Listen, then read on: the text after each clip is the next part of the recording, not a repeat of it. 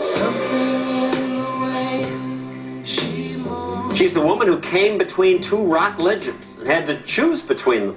How do you choose between Beatle George Harrison and Eric Clapton? As Chris Connolly reports, that's the kind of tough call many women dream about. One glance at the images from Pattie Boyd's youth, first as one of London's top models, then as mate and muse to rock and roll royalty, and you can understand why she captivated the most desirable men of her time. She was beautiful, though inexplicably, she never thought so. I really don't think it's true.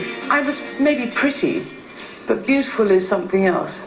Wonderful Tonight, her best-selling memoir, chronicles her life and loves, including the one that began in March of 1964, when she was cast in the Beatles movie A Hard Day's Night and given a single word to say. Prisoners? There was nobody on the platform except 4 guys, instantly recognizable. They'd sweetly and charmingly introduced themselves, as if we didn't know who they were. To whom did you find yourself drawn? Well, guess. It was a 21-year-old George Harrison. He was incredibly good-looking, very, very attractive, but also he seemed quite shy, and me being rather shy, I sort of felt an affinity with him.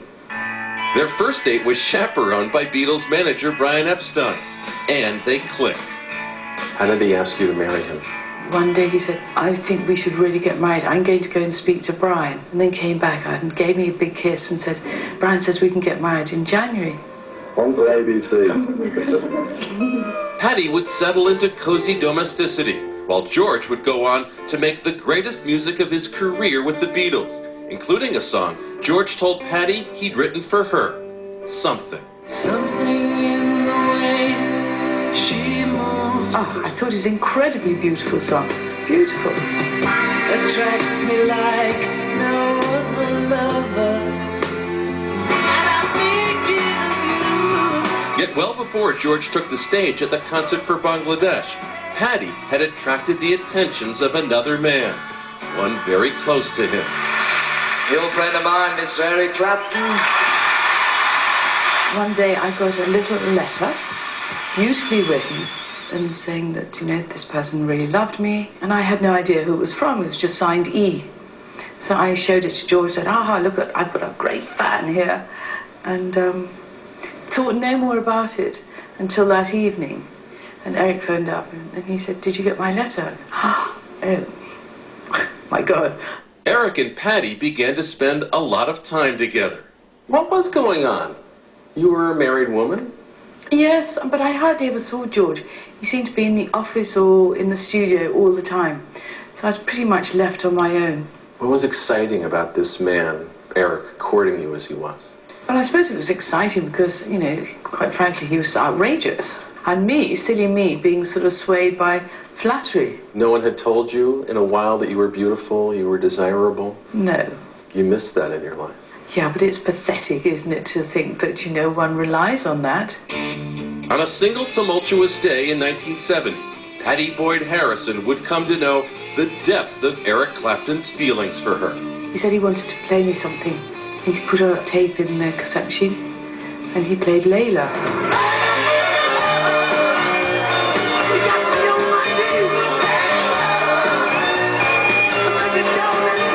It was absolutely staggeringly beautiful and powerful.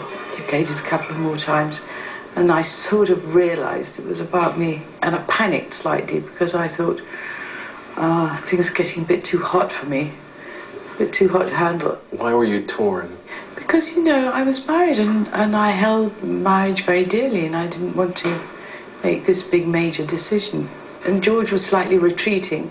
That night, Pattie and George attended a party at Eric's manager's house. I remember being out in the garden with Eric at one point, and then George appeared from nowhere and said to Eric, what are you doing? What's happening? And then that's when Eric said, I'm in love with your wife. What was that moment like? Oh, awful. I just wanted the earth to swallow me up. I felt as if I was being pushed into making a decision for the rest of my life. And so George asked his wife, are you going home with me or him? I went home with George. How did that feel to have made that decision at that moment? You see, I'm a Pisces in astrology. That's two fishes swimming in different directions. So I am typical, you know, being pulled one way or the other, and it's just like, it's a really bad sign to be in this situation. The next time Eric saw Pattie, he held up a vial of heroin, vowing to take it if she didn't run off with him. Again, she refused. The result of that was that he sunk into a sort of heroin addiction for about 4 years, 3-4 years. And that was it, so I didn't see him for that time. Meanwhile, with the Beatles broken up, George became more distant and distracted. We were just really unhappy with each other.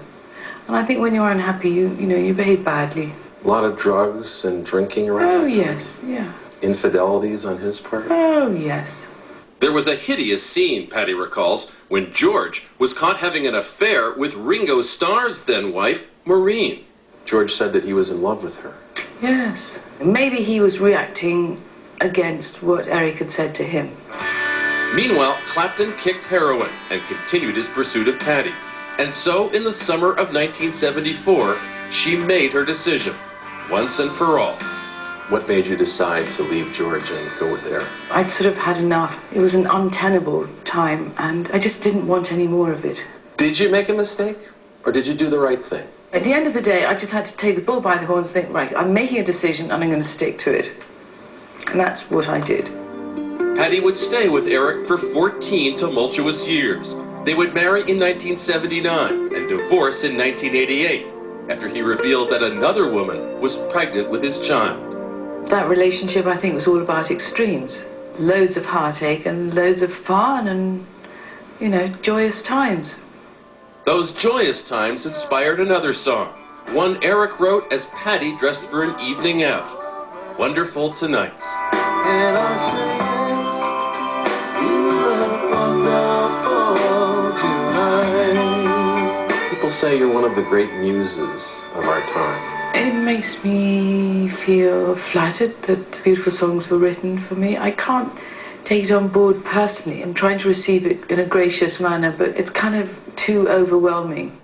Pattie's photographs are now on exhibit in New York, with one-of-a-kind peaks at an unforgettable era.